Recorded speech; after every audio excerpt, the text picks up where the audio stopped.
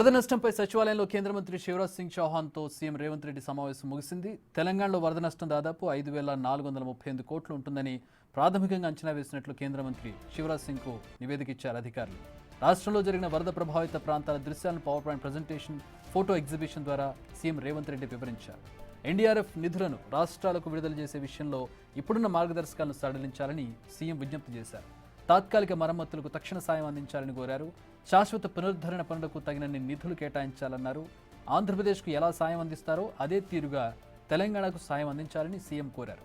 తెలుగు రాష్ట్రాల్లో జరిగిన వరద నష్టాన్ని ఒకే విధంగా చూడాలన్నారు.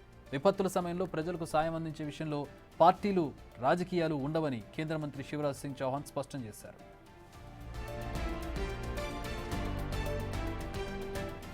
శివరాజ్ సింగ్తో పాటు కేంద్ర మంత్రి బండి సంజయ్ కార్యక్రమంలో పాల్గొన్నారు. జిల్లాలో ఒకే రోజు అత్యధికంగా 40 సెంటీమీటర్ల వర్షం కురిసిందని కేంద్ర మంత్రికి సీఎం చెప్పారు. వరద ప్రభావిత జిల్లాల్లోని గ్రామాల్లో పరిస్థితి దారుణంగా ఉందన్నారు. తక్షణ సాయంగా రాష్ట్ర ప్రభుత్వం తరపున బాధిత కుటుంబాలకు 10,000 రూపాయలు పంపిణీ చేస్తున్నామని చెప్పారు. తీవ్ర పంట నష్టం జరిగిందని, పొలాలన్నీ రాళ్లు, ఇసుక మేటలతో నిండిపోయాయని అధికారులకు వివరించారు. మహబూబాబాద్ జిల్లాలో దెబ్బతిన్న రైల్వే ట్రాక్ పరిస్థితిని పవర్ పాయింట్ ప్రజెంటేషన్ ద్వారా ఆయన చూపించారు.